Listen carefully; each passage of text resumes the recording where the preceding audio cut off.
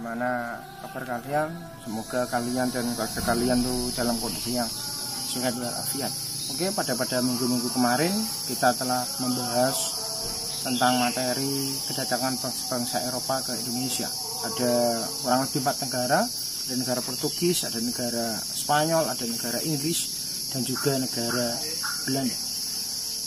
Beberapa negara yang datang ke Nusantara itu jelas mempunyai konsep 3G, yaitu adalah Gold, Glory, dan Gospel. Salah satu G yang pertama di sini yang akan kita bahas yaitu adalah tentang mencari sebuah kekayaan alias gold. Itu adalah jelas tujuan yang utama daripada bangsa Barat datang ke Indonesia. Untuk menghindari persaingan antara pedagang negara itu sendiri dan juga antara pedagang dengan negara yang lainnya, maka beberapa negara itu membentuk sebuah kongsi atau persekutuan dagang. Contohnya yaitu adalah negara Inggris pada tahun 1600-an itu membentuk sebuah kongsi dagang yang disebut EIC, India Company. Selain EIC ada juga negara Belanda yang membentuk sebuah kongsi dagang yang bernama VOC.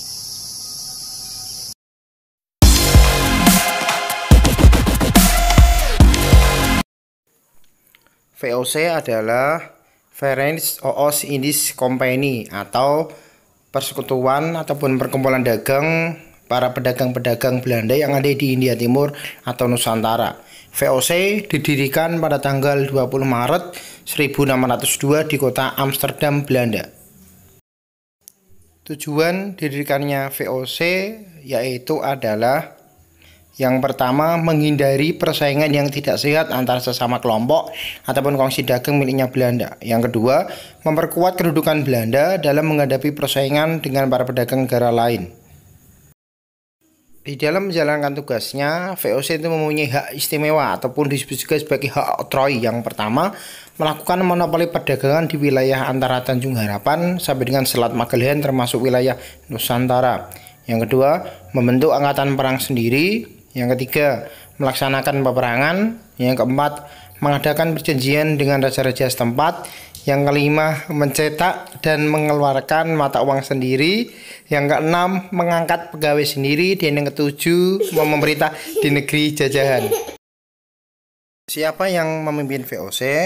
VOC sendiri dipimpin oleh Dewan 17 atau di dalam istilah Belanda yaitu adalah De Heerenveen 17 yang terdiri dari 8 perwakilan kota pelabuhan dagang yang ada di negeri Belanda.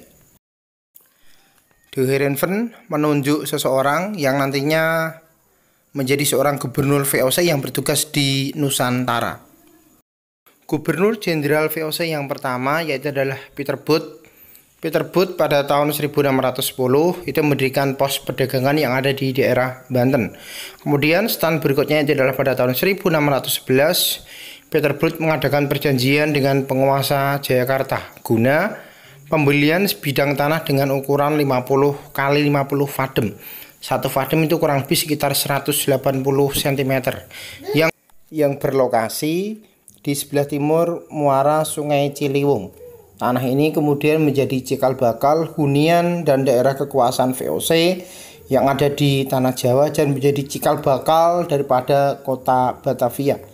Peter Both juga berhasil mengadakan perjanjian dan menanamkan pengaruhnya di Maluku dan berhasil mendirikan pos perdagangan yang ada di kota Ambon. Kemudian untuk Gubernur Jenderal yang VOC yang kedua yaitu adalah Gerard Rijn 1614 sampai dengan 1615. Kepemimpinannya itu hanya bertahan selama setahun dikarenakan Gerard Rijn itu meninggal karena mengalami penyakit disentri di saat meninggalkan Banten menuju wilayah Jayakarta. Kemudian untuk Gubernur Jenderal yang ketiga yaitu adalah Laurens Schriel.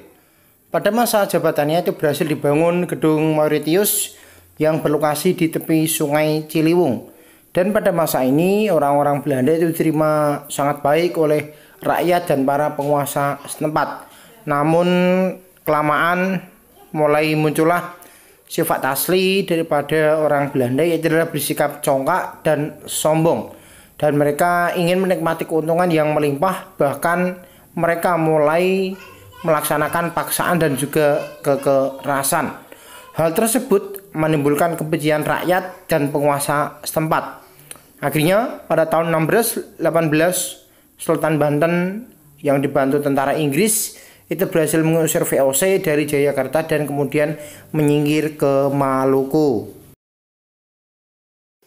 Kemudian untuk Gubernur Jenderal VOC yang keempat yaitu adalah John Peter Sun Kun atau biasa disingkat JP Kun. JP Kun sendiri terkenal sebagai seorang Gubernur Jenderal yang berani, kejam, serta ambisius. Karena merasa tadi dipermalukan pasukan Banten dan Inggris di Jayakarta, JP Kun ingin melaksanakan misi balas dendam, mempersiapkan pasukan untuk menyerang wilayah Jayakarta. Dalam waktu singkat jelas dia dan pasukan berhasil menduduki wilayah Jayakarta. Dan kemudian pada tanggal 30 Mei 1619 JP Kun membumi hanguskan Jayakarta dan membangun kota baru bergaya seperti di daerah Belanda dan kota tersebut dinamakan Batavia. Kemudian untuk yang berikutnya yaitu adalah Peter de Carpenter. Pada tahun 1623, JP Kun ditarik kembali ke negeri Belanda dan menyerahkan kekuasaannya kepada Peter de Carpenter. Akan tetapi itu hanya berlangsung singkat. Pada tahun 1627, JP Kun tiba di Batavia dan diangkat kembali sebagai Gubernur Jenderal untuk yang kedua kalinya. Akan tetapi pada masa jabatan kedua inilah terjadi serangan tentara Mataram di bawah Sultan Agung yang akan menyerang ke kota Batavia.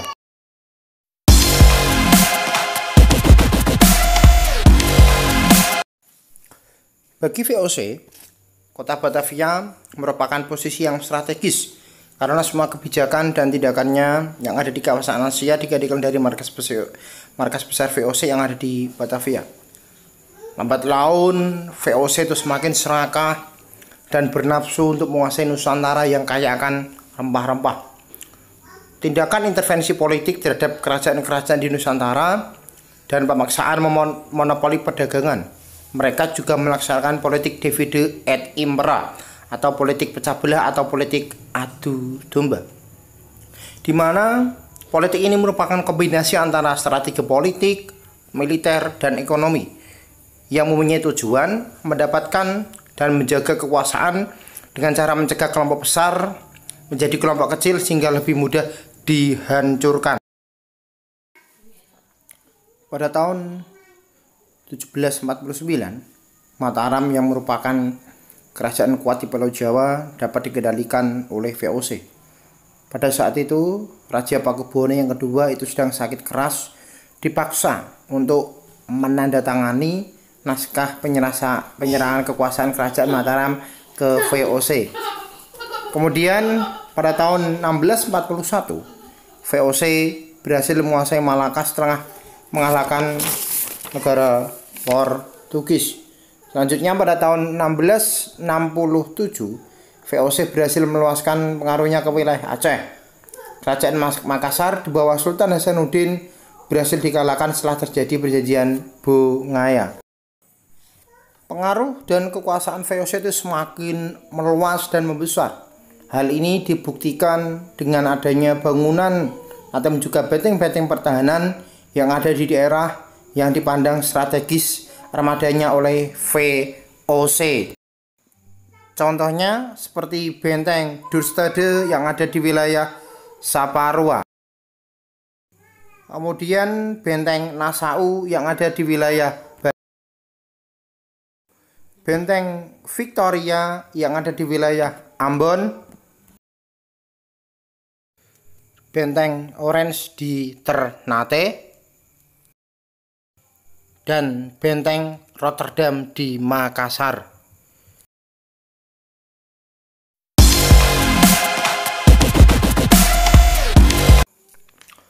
Pada abad ke-17 sampai dengan awal abad ke-18, VOC itu mengalami masa kejayaan.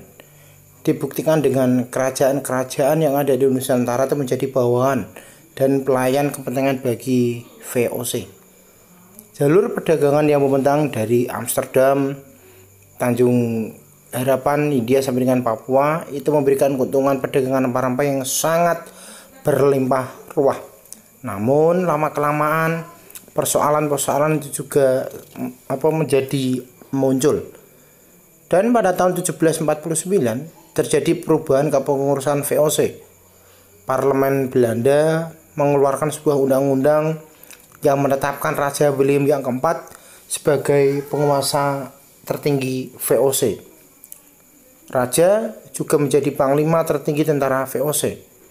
Pengurus tidak lagi berpikir memajukan usaha perdagangan, tetapi berpikir untuk memperkaya dirinya sendiri. Lama-kelamaan keuntungan itu semakin merosot.